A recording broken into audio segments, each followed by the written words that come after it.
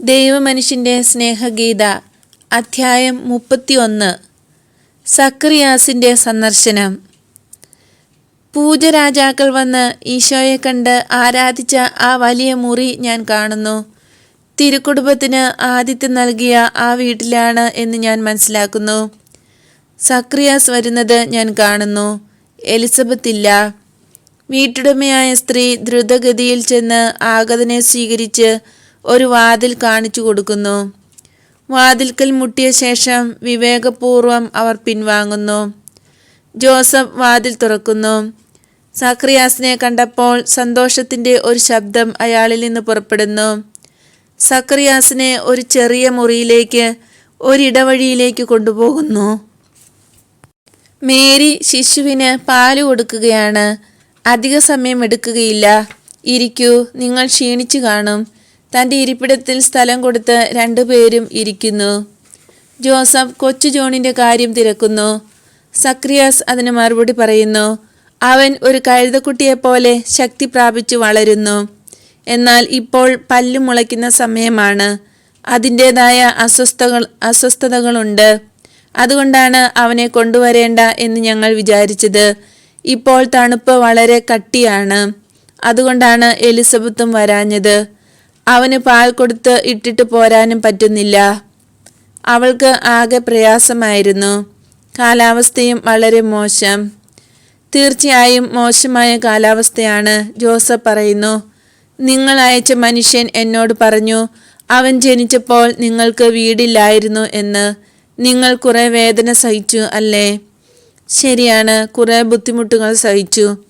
എന്നാൽ ബുദ്ധിമുട്ടുകളേക്കാൾ ഏറെ ഞങ്ങൾക്കുണ്ടായിരുന്നത് ഭയമാണ്. ശിശുവിൻ്റെ ആരോഗ്യത്തിന് തകരാറുണ്ടാകുമോ എന്നാണ് ഞങ്ങൾ ഭയപ്പെടുന്നത്. ആദ്യ ദിവസങ്ങളിൽ ഞങ്ങൾ അവിടെ തന്നെ താമസിക്കേണ്ടി വന്നു. ഞങ്ങൾക്ക് ഒന്നിനും കുറവുണ്ടായിരുന്നില്ല. കാരണം ഇടയന്മാർ ഈ സദ്വാർത്ത ബെത്ലഹേമിലെ ആളുകളോട് പറഞ്ഞു. അനേകം പേർ ഞങ്ങൾക്ക് സമ്മാനങ്ങൾ തന്നു. എന്നാൽ ഞങ്ങൾക്ക് വീട് ലഭിച്ചില്ല. ഒരു മുറിയോ ഒരു കിടക്ക പോലുമോ ലഭിച്ചില്ല. ഈശോ വളരെയേറെ കരഞ്ഞിരുന്നു, പ്രത്യേകിച്ച് രാത്രിയിൽ. കാരണം 4 വശത്തു നിന്നും കാറ്റ് വീശിക്കൊണ്ടിരിക്കും. ഞാൻ അല്പാൽപ്പം തീ കൂട്ടിയിരുന്നു, വളരെ കുറച്ചു മാത്രം. കാരണം പുകയടിക്കുമ്പോൾ ഉണ്ണിക്ക് ചുമയുണ്ടാകും. തന്നെയുമല്ല, തണുപ്പിന് വലിയ കുറവൊന്നുമില്ലാതിരുന്നു താനും. 2 മൃഗങ്ങൾ തരുന്ന ചൂട് അത്ര കാര്യമൊന്നുമല്ലല്ലോ, പ്രത്യേകിച്ചും തണുത്ത കാറ്റ് 4 വശത്തു നിന്നും ഊതുമ്പോൾ. അവനെ കുളിപ്പിക്കുവാൻ ചൂടുവെള്ളമില്ലാതെയും പുതപ്പിക്കുവാൻ ഉണങ്ങിയ തുണിയില്ലാതെയും ഞങ്ങൾ നന്നേ വിഷമിച്ചു. ഉണ്ണി വളരെ വിഷമങ്ങൾ സഹിച്ചു. അവൻ്റെ സഹനം കണ്ട് മേരി വേദനിച്ചു. ഞാനും വിഷമിച്ചു. അപ്പോൾ അവൻ്റെ അമ്മയുടെ മനോവേദന ഊഹിക്കാമല്ലോ.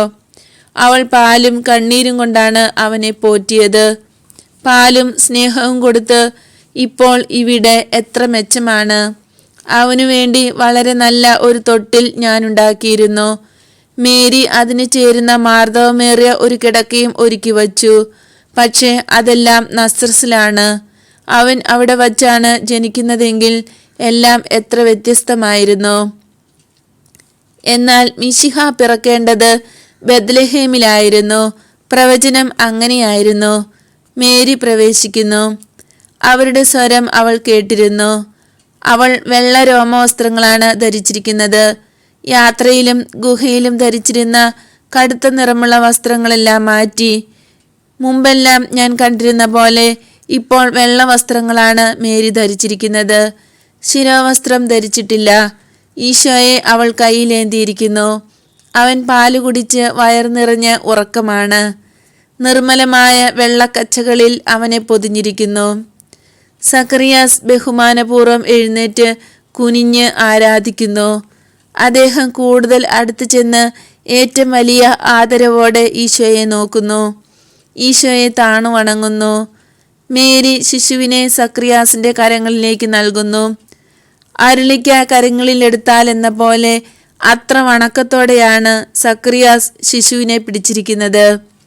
വാസ്തവത്തിൽ തിരുവോസ്തി തന്നെയാണ് സക്കറിയാസ് എടുത്തിരിക്കുന്നത്. അർപ്പിതമായ ഓസ്തി മനുഷ്യർക്ക് പോഷണമായും രക്ഷയുടെ മാർഗമായും നൽകപ്പെട്ട ശേഷം ബലിയർപ്പിക്കപ്പെടുന്ന ഓസ്തി തന്നെയാണവൻ. സക്കറിയാസ് ഉണ്ണിയെ മേരിയുടെ കരങ്ങളിലേക്ക് കൊടുക്കുന്നു. അവർ എല്ലാവരും ഇരിക്കുന്നു.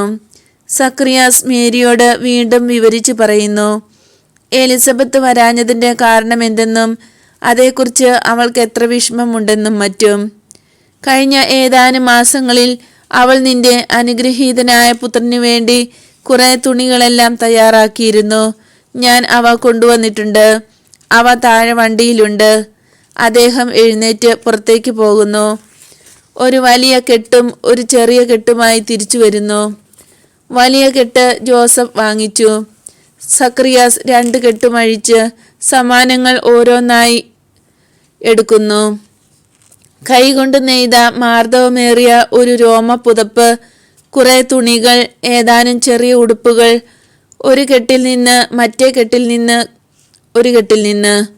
മറ്റേ കെട്ടിൽ നിന്ന് കുറച്ച് തേൻ, നല്ല വെണ്മയേറിയ മാവ്, വെണ്ണ, കുറെ ആപ്പിൾ, കേക്ക്, വേറെയും പല പല സാധനങ്ങൾ, മാതൃസഹജമായ സ്നേഹത്തിൻ്റെ അടയാളങ്ങൾ. ഞാൻ വളരെ നന്ദിയുള്ളവളാണെന്ന് എലിസബത്തിനോട് ദയവായി പറയണമേ. അങ്ങയോടും ഞാൻ നന്ദിയുള്ളവളാണ്. എലിസബത്തിനെ കാണാൻ കഴിഞ്ഞെങ്കിൽ എനിക്ക് വളരെ സന്തോഷമായേനെ. എന്നാൽ സാഹചര്യം എനിക്ക് മനസ്സിലാകുന്നുണ്ട്. കുഞ്ഞു ജോണിനെയും കാണാൻ സാധിച്ചെങ്കിൽ എത്ര സന്തോഷമാകുമായിരുന്നു. വസന്തകാലത്ത് അവനെ നീ കാണും. ഞങ്ങൾ നിന്നെ സന്ദർശിക്കാൻ അപ്പോൾ വരും. നസ്രസ് കുറേയേറെ ദൂരമാണ്, ജോസഫ് പറയുന്നു. നസ്രസോ? പക്ഷേ നിങ്ങൾ ഇവിടെ താമസിക്കണം. മിശിഹ ബേത്ലഹേമിലാണ് വളരേണ്ടത്. ഇത് ദാവീദിന്റെ പട്ടണമാണ്. സീസറിന്റെ അഭീഷ്ടം വഴി അത്യുന്നതൻ അവനെ വിശുദ്ധ നാടായ യൂദയായിലുള്ള ദാവീദിന്റെ പട്ടണത്തിലേക്ക് കൊണ്ടുവന്നു. എന്തിനാണ് അവനെ നസ്രസിലേക്ക് കൊണ്ടുപോകുന്നത്? നസ്രായരെ യൂതന്മാർ എങ്ങനെയാണ് കരുതുന്നതെന്ന് നിങ്ങൾക്കറിയാമല്ലോ. ഈ ശിശു ഭാവിയിൽ തൻ്റെ ജനത്തിൻ്റെ രക്ഷകനാകാനുള്ളവനാണ്. അവർക്ക് പുച്ഛമായിരുന്ന ഒരു നാട്ടിൽ നിന്ന് വരുന്നു എന്ന കാരണത്താൽ തലസ്ഥാന പട്ടണം അവരുടെ രാജാവിനെ നിന്ദിക്കാനിടയാകരുത്. സാൻഹെദ്രീൻ എത്ര വലിയ പുച്ഛമുള്ളവരാണെന്നും അതിൻ്റെ 3 വിഭാഗങ്ങളും വൃഥ ആക്ഷേപിക്കുന്നതിൽ എത്ര വിരുദ്ധുള്ളവരാണെന്നും നിങ്ങൾക്കും അറിയാമല്ലോ. തന്നെയുമല്ല, ഇവിടെ എൻ്റെ അടുത്താണെങ്കിൽ എനിക്ക് നിങ്ങളെ വലുതായിട്ടല്ലെങ്കിലും കുറേയൊക്കെ സഹായിക്കാൻ കഴിയും. എനിക്കുള്ളതെല്ലാം ലൗകിക വസ്തുക്കളെല്ലാം അതിനേക്കാൾ ഉപരിയായ ധാർമ്മിക വരദാനങ്ങൾ നവജാതനായ ഈ ശിശുവിനു വേണ്ടി അർപ്പിക്കാൻ കഴിയും.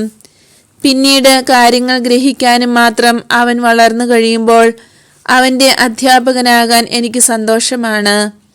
എൻ്റെ പുത്രനെയും ഒപ്പം പഠിപ്പിക്കാം. വളർന്നു വലുതായി കഴിയുമ്പോൾ അവൻ എന്നെ അനുഗ്രഹിക്കുവാൻ ഇടയാകും. അവൻ വൻ കാര്യങ്ങൾക്കായി ഉദ്ദേശിക്കപ്പെട്ടിരിക്കുന്നവനാണെന്നും നമ്മൾ ഓർക്കണം. തന്നിമിത്തം തൻ്റെ ദൗത്യത്തിൽ വിജയിക്കുന്നതിന് ആവശ്യമായ എല്ലാ മാർഗങ്ങളുമുള്ള ഒരു പരിതസ്ഥിതിയിൽ വേണം അവൻ കഴിഞ്ഞുകൂടാൻ. ലോകത്തിന് തന്നെ തന്നെ വെളിപ്പെടുത്താനുള്ള എല്ലാ സാഹചര്യങ്ങളും അവനുണ്ടായിരിക്കണം. ജ്ഞാനം അവന് തീർച്ചയായും ഉണ്ടായിരിക്കും. എന്നാൽ ഒരു പുരോഹിതനാണ് അവനെ പഠിപ്പിച്ചത് എന്ന ഒറ്റ കാരണത്താൽ പ്രീശന്മാർക്കും നിയമജ്ഞന്മാർക്കും അവൻ കൂടുതൽ സ്വീകാര്യനാകും. അവൻ്റെ ദൗത്യം അങ്ങനെ കൂടുതൽ എളുപ്പമുള്ളതാകും. മേരി ജോസഫിനെ നോക്കുന്നു. ജോസഫ് മേരിയെയും നോക്കുന്നു. ഒന്നും അറിയാതെ ഉറങ്ങുന്ന ശിശുവിൻ്റെ തലയ്ക്ക് മീതെ അവർ നിശബ്ദമായ ചോദ്യങ്ങൾ പരസ്പരം കൈമാറുന്നു.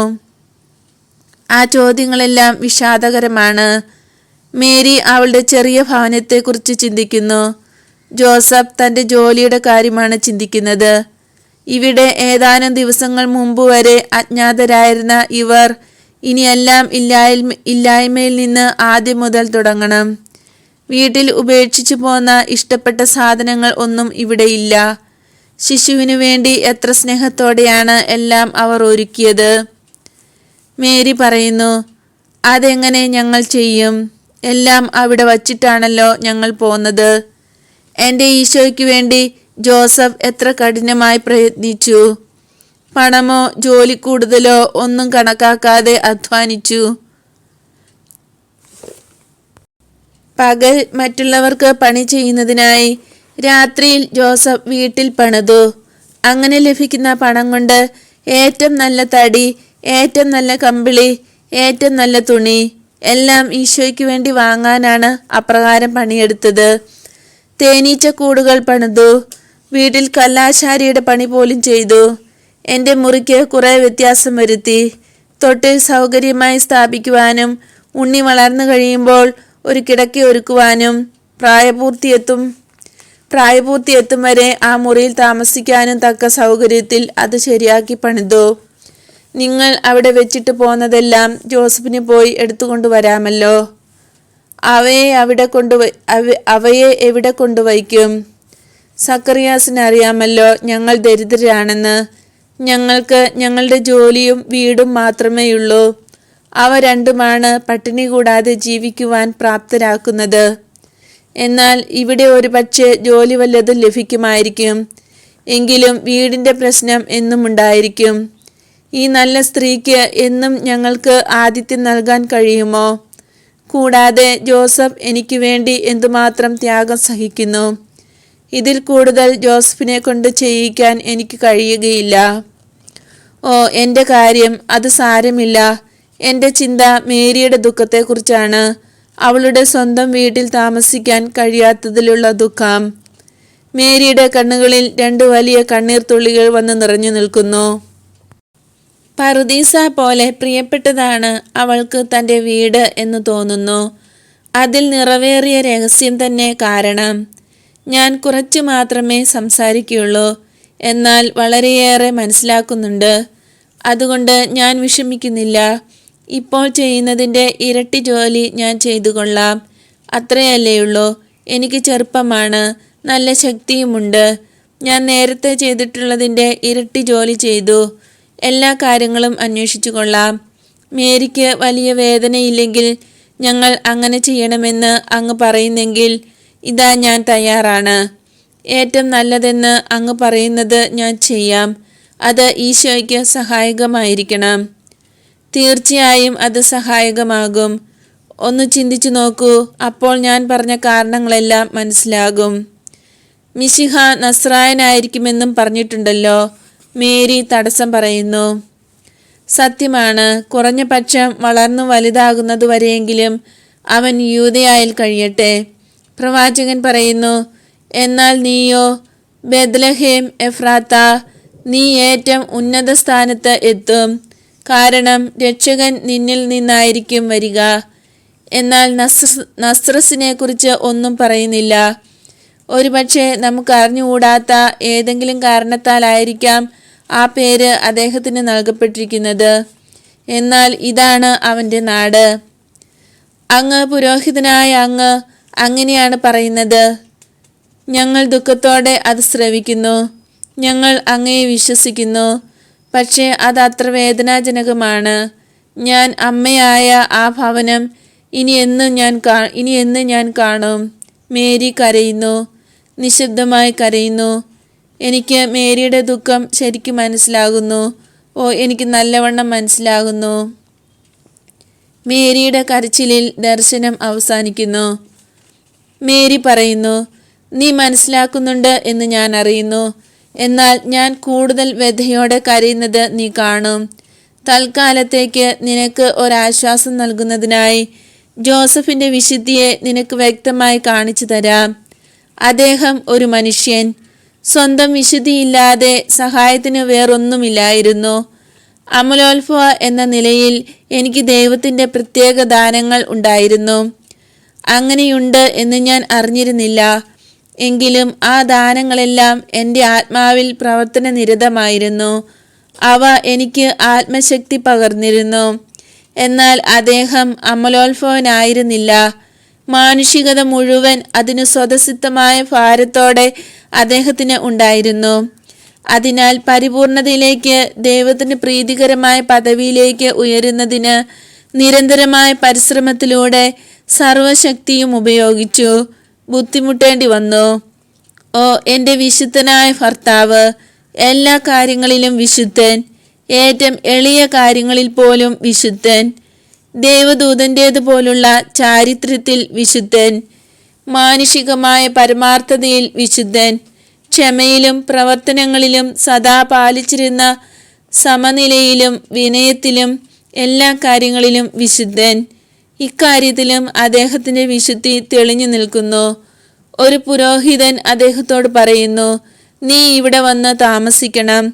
തനിക്ക് നേരിടുന്ന വലിയ ബുദ്ധിമുട്ടുകൾ മനസ്സിലാക്കിക്കൊണ്ട് തന്നെ അദ്ദേഹം പറയുന്നു, എനിക്കത് സാരമില്ല, മേരിയുടെ ദുഃഖത്തെക്കുറിച്ചാണ് എനിക്ക് ചിന്ത. അതല്ലെങ്കിൽ എനിക്ക് ബുദ്ധിമുട്ടുണ്ടാകുകയില്ല. ഈശോയ്ക്ക് അത് സഹായകരമാകണം. ഈശോയും മേരിയും ദേവദൂത സമാനമുള്ള തൻ്റെ 2 സ്നേഹവിഷയങ്ങൾ. എൻ്റെ പരിശുദ്ധനായ ഭർത്താവ് ഭൂമിയിൽ വേറൊന്നിനെയും സ്നേഹിച്ചില്ല. ആ സ്നേഹത്തിനായി സ്വയം ബലിയർപ്പിക്കുകയും ചെയ്തു. ക്രിസ്തീയ കുടുംബങ്ങളുടെ സംരക്ഷകനായും തൊഴിലാളികളുടെ മധ്യസ്ഥനായും മറ്റു പലതുമായും അവർ അദ്ദേഹത്തെ തിരഞ്ഞെടുത്തിട്ടുണ്ട്. എന്നാൽ മരിക്കുന്നവരുടെയും വിവാഹിതരുടെയും തൊഴിലാളികളുടെയും സംരക്ഷകനായി വണങ്ങിയാൽ പോരാ. സമർപ്പിതാത്മാക്കളുടെയും സംരക്ഷകനായി അദ്ദേഹം സ്വീകരിക്കപ്പെടണം. കാരണം ലോകത്തിലുള്ള എല്ലാ സമർപ്പിതരെയും കൂടുതലായി ദൈവത്തിന് സ്വയം അർപ്പിച്ചയാളാണ് അദ്ദേഹം. എല്ലാം സ്വീകരിച്ച്, എല്ലാം ഉപേക്ഷിച്ച്, എല്ലാം സഹിച്ച്, ഉത്സാഹത്തോടെ എല്ലാം നിറവേറ്റി. സന്തോഷമുള്ള മനസ്സോടെ, ഫലിതരസത്തോടെ എപ്പോഴും ജീവിച്ച അദ്ദേഹത്തെ പോലെ മറ്റാരുമില്ല. നിന്റെ ശ്രദ്ധ വേറൊരു കാര്യത്തിലേക്ക് അല്ല, 2 സംഗതികളിലേക്ക് കൊണ്ടുവരുവാൻ ഞാൻ ആഗ്രഹിക്കുന്നു. സക്കറിയാസ് ഒരു പുരോഹിതനാണ്, ജോസഫ് പുരോഹിതനല്ല. എന്നാൽ പുരോഹിതനല്ലാത്ത ജോസഫിന് പുരോഹിതനേക്കാൾ ദൈവികമായ ഒരാത്മാവാണുള്ളത് എന്ന് നീ മനസ്സിലാക്കണം. സക്കറിയാസ് മാനുഷികമായ വിധത്തിൽ ചിന്തിക്കുന്നു. വിശുദ്ധ ലിഖിതങ്ങൾ അദ്ദേഹം വ്യാഖ്യാനിക്കുന്നത് മാനുഷികമായ വിധത്തിലാണ്. അത് ആദ്യമായിട്ടല്ല അങ്ങനെ ചെയ്യുന്നതും. അതിനായി അദ്ദേഹം ശിക്ഷിക്കപ്പെടുകയും ചെയ്തതാണ്. അത്രയും ഗൗരവമില്ലെങ്കിലും അദ്ദേഹം വീണ്ടും അതേ തെറ്റിലേക്ക് വീഴുന്നു. ജോണിൻ്റെ ജനനത്തോടനുബന്ധിച്ച് അദ്ദേഹം പറയുന്നു, അതെങ്ങനെ സംഭവിക്കും? എനിക്ക് വാർദ്ധക്യമായി, എൻ്റെ ഭാര്യ വന്ധ്യയുമാണ്. ഇപ്പോൾ അദ്ദേഹം പറയുന്നു, ക്രിസ്തുവിൻ്റെ പാത സുഖകരമാക്കാൻ അവനെ ഇവിടെ വളർത്തണമെന്ന്. അങ്ങനെ ഏറ്റവും നല്ല ആളുകളിൽ പോലും നിലനിൽക്കുന്ന അഹങ്കാരത്തിൻ്റെ ആ നേരിയ വേര് നിമിത്തം അദ്ദേഹം വിചാരിക്കുന്നത് താൻ ഈശോയ്ക്ക് ഒരു സഹായമായിരിക്കുമെന്നാണ്. ഈശോയ്ക്ക് സഹായകരമായിരിക്കുമെന്ന് ജോസഫ് പറഞ്ഞത് ഈശോയ്ക്ക് സേവനം ചെയ്ത് സഹായിക്കുവാനാണ്. എന്നാൽ സക്കറിയാസ് പറയുന്നത് ഈശോയെ അദ്ദേഹം പഠിപ്പിച്ച് സഹായിക്കാമെന്നാണ്. ഉദ്ദേശശുദ്ധി പരിഗണിച്ച് ദൈവം അദ്ദേഹത്തോട് ക്ഷമിച്ചു. ഗുരുവായ മിശിഹായ്ക്ക് അധ്യാപകരുടെ ആവശ്യമുണ്ടോ? പ്രവചനങ്ങളിലെ സത്യങ്ങൾ അദ്ദേഹത്തിൻ്റെ ശ്രദ്ധയിൽ കൊണ്ടുവരാൻ ഞാൻ ശ്രമിച്ചു. എന്നാൽ എന്നേക്കാൾ പഠനമുള്ളത് തനിക്കാണെന്ന് അദ്ദേഹം സ്വയം വിചാരിക്കുകയും അതനുസരിച്ച് ഓരോന്നും പ്രവർത്തിക്കുകയും ചെയ്തു. എനിക്ക് വേണമെങ്കിൽ നിർബന്ധം പിടിച്ച് അദ്ദേഹത്തെ ജയിക്കാമായിരുന്നു. എന്നാൽ ഇതാണ് നിന്റെ ശ്രദ്ധയിൽ കൊണ്ടുവരാൻ ഞാൻ ആഗ്രഹിച്ച 2ാമത്തെ കാര്യം. പുരോഹിതനായ അദ്ദേഹത്തിൻ്റെ ഉന്നത സ്ഥാനത്തെ ഓർത്ത് ഞാൻ അദ്ദേഹത്തെ ബഹുമാനിച്ചു. അദ്ദേഹത്തിൻ്റെ അറിവിനെ ഓർത്തല്ല മാനിച്ചത്. സാധാരണയായി ഒരു പുരോഹിതൻ ദൈവത്താൽ പ്രകാശിപ്പിക്കപ്പെടുന്നവനാണ്. ഞാൻ പറയുന്നത് സാധാരണയായി എന്നാണ്. ഒരു യഥാർത്ഥ പുരോഹിതനാകുമ്പോഴാണ് പ്രകാശിതനാകുന്നത്. സ്ഥാനവസ്ത്രമല്ല പുരോഹിതനെ അർപ്പിതനാക്കുന്നത്, അദ്ദേഹത്തിൻ്റെ ആത്മാവാണ്. ഒരാൾ യഥാർത്ഥ പുരോഹിതനാണോ എന്നറിയുന്നത് അയാളുടെ ആത്മാവിൽ നിന്ന് എന്താണ് പുറത്തേക്ക് വരുന്നത് എന്ന് മനസ്സിലാക്കുമ്പോഴാണ്. എൻ്റെ ഈശോ പറഞ്ഞതുപോലെ ഒരാളെ വിശുദ്ധനാക്കുന്നതും അശുദ്ധനാക്കുന്നതും അയാളുടെ ആത്മാവിൽ നിന്നും പുറത്തു വരുന്ന കാര്യങ്ങളാണ്. ആളിൻ്റെ സ്വഭാവം മുഴുവൻ അത് സൂചിപ്പിക്കും. അതിനാൽ ഒരാൾ യഥാർത്ഥ പുരോഹിതനാണെങ്കിൽ സാധാരണയായി ദൈവത്താൽ പ്രകാശിപ്പിക്കപ്പെട്ടവനായിരിക്കും. നമുക്ക് നമ്മുടെ പ്രകൃതിക്ക് അതീതമായ സ്നേഹം ഉണ്ടായിരിക്കണം. അങ്ങനെ യഥാർത്ഥ പുരോഹിതരല്ലാത്തവർക്കു വേണ്ടി നാം പ്രാർത്ഥിക്കണം. എന്നാൽ എൻ്റെ പുത്രൻ, ഈ വീണ്ടെടുപ്പിൻ്റെ ദൗത്യത്തിനായി നിന്നെ നിയോഗിച്ചു കഴിഞ്ഞിരിക്കുന്നതിനാൽ ഞാൻ കൂടുതലൊന്നും പറയുന്നില്ല. സന്തോഷത്തോടെ സഹിക്കാൻ തയ്യാറായിരിക്കുക. യഥാർത്ഥ പുരോഹിതരുടെ എണ്ണം വർദ്ധിച്ചു വരാൻ വേണ്ടി നീ സന്തോഷത്തോടെ സഹിക്കണം. നിന്നെ നയിക്കുന്ന പുരോഹിതന്റെ വാക്കുകളിൽ സമാധാനത്തോടെ ആശ്രയിച്ച് ജീവിക്കുക. അദ്ദേഹത്തെ വിശ്വസിച്ച് അദ്ദേഹത്തിന്റെ ഉപദേശങ്ങൾ അനുസരിക്കുക. അനുസരണ എപ്പോഴും നിന്നെ രക്ഷിക്കും. ലഭിക്കുന്ന ഉപദേശം അത്ര പരിപൂർണമല്ലെങ്കിൽ തന്നെയും അനുസരിക്കണം. നിനക്കറിയാവുന്നതുപോലെ ഞങ്ങൾ അനുസരിച്ചു. അങ്ങനെ ഞങ്ങൾ നന്നായി പ്രവർത്തിച്ചു. ഹെറോദേസ് ശിശുക്കളുടെ വധം ബെത്ലഹേമിലും അതിൻ്റെ പരിസര പ്രദേശങ്ങളിലും ഒതുക്കി നിർത്തി എന്നത് സത്യമാണ്. ഇതുപോലുള്ള വിദ്വേഷം സാത്താന് പലസ്തീനയുടെ മറ്റു പല ഭാഗങ്ങളിലേക്കും പരത്താമായിരുന്നു. അങ്ങനെ തങ്ങളുടെ ഭാവി രാജാവിനെ വധിക്കാൻ എല്ലാ അധികാരികളെയും പ്രേരിപ്പിക്കാൻ കഴിയുമായിരുന്നു. മിശിഹായുടെ അത്ഭുതങ്ങൾ ജനസമൂഹങ്ങളുടെയും അധികാരികളുടെയും ശ്രദ്ധ അവനിലേക്ക് ആകർഷിച്ച ആദ്യകാലങ്ങളിൽ സാത്താന് അത് ചെയ്യിക്കാമായിരുന്നു. അങ്ങനെ വല്ലതും സംഭവിച്ചിരുന്നെങ്കിൽ നസ്രസിൽ നിന്ന് ഈജിപ്തിലേക്ക് എങ്ങനെ ഞങ്ങൾ ഒളിച്ചു പോകാൻ കഴിയുമായിരുന്നു? പലസ്തീന മുഴുവൻ കടന്ന് അഭയാർത്ഥികളായ യഹൂദരുടെ സങ്കേതമായിരുന്ന ഈജിപ്തിലേക്ക് എങ്ങനെ പോകാൻ കഴിയുമായിരുന്നു? പീഡനം നടമാടുമ്പോൾ ഒരു ചെറിയ കുട്ടിയെയും കൊണ്ട് എങ്ങനെ പോകാൻ? ബെത്ലഹേമിൽ നിന്ന് പോകുന്നതായിരുന്നു എളുപ്പം. ഒളിച്ചോട്ടം വേദനയുളവാക്കിയെങ്കിലും അതായിരുന്നു എളുപ്പം. അനുസരണ എപ്പോഴും രക്ഷാകരമാണ്. അത് ഓർത്തുകൊള്ളുക. ഒരു പുരോഹിതനെ ബഹുമാനിക്കുന്നത് ക്രിസ്തീയ വിദ്യാഭ്യാസത്തിന്റെ ഒരടയാളമാണ്. തങ്ങളുടെ അപ്പസ്തോലിക തീഷ്ണത നഷ്ടപ്പെടുന്ന പുരോഹിതർക്ക് ദുരിതം. ഈശോയും അത് പറഞ്ഞിട്ടുണ്ട്. എന്നാൽ അങ്ങനെയുള്ള പുരോഹിതരെ നിന്ദിക്കുന്നത് ശരിയാണെന്നും വിചാരിക്കുന്നവർക്ക് കഷ്ടം. കാരണം ആ പുരോഹിതരും സ്വർഗത്തിൽ നിന്നിറങ്ങുന്ന സത്യമായ അപ്പം വാഴ്ത്തുകയും അത് വിളമ്പുകയും ചെയ്യുന്നു. ആ സമ്പർക്കം അവരെ വിശുദ്ധീകരിക്കുന്നു. തിരുക്കാസ വിശുദ്ധമായിരിക്കുന്നത് പോലെ അവർ പരിപൂർണ പരിശുദ്ധരല്ലെങ്കിലും ആ സമ്പർക്കം അവരെ വിശുദ്ധീകരിക്കുന്നു. ദൈവസന്നിധിയിൽ അവർ ഉത്തരം പറയേണ്ടി വരും. നിങ്ങൾ അത്രയും വിചാരിച്ചാൽ മതി. അതിൽ കൂടുതലൊന്നും ചിന്തിച്ച് ആകുലരാകേണ്ടതില്ല. നിങ്ങളുടെ കർത്താവായ ഈശോയേക്കാൾ നിങ്ങൾ കൂടുതൽ നിഷ്കർഷയുള്ളവരാകേണ്ട. ഈശോ അവരുടെ കൽപ്പനയ്ക്ക് വിധേയനായി സ്വർഗത്തിൽ നിന്നിറങ്ങി അവരുടെ കരങ്ങളാൽ ഉയർത്തപ്പെടുന്നതിന് സമ്മതിക്കുന്നുണ്ടല്ലോ. നിങ്ങൾ അവനിൽ നിന്ന് പഠിക്കണം. അവർ അന്ധരാണെങ്കിൽ, അവർ ബധിരരാണെങ്കിൽ, അവരുടെ ആത്മാക്കൾ ചലനമില്ലാത്ത വിധം തളർന്നതാണെങ്കിൽ, അവരുടെ ചിന്തകൾ ശരിയായതല്ലെങ്കിൽ, തങ്ങളുടെ ദൗത്യത്തിന് ചേരാത്ത കുറ്റങ്ങൾ നിറഞ്ഞ് അവർ കുഷ്ഠരോഗികളെ പോലെയാണെങ്കിൽ, അവർ കുഴിമാടങ്ങളിലെ ശവങ്ങളെ പോലെയാണെങ്കിൽ, അവരെ സുഖപ്പെടുത്താനും പുനർജീവിപ്പിക്കാനുമായി ഈശോയെ വിളിക്കുക. ഓ സഹനബലിയായി സ്വയം സമർപ്പിച്ചിരിക്കുന്ന ആത്മാക്കളെ, നിങ്ങളുടെ പ്രാർത്ഥനയും സഹനവും വഴി അവനെ വിളിക്കൂ.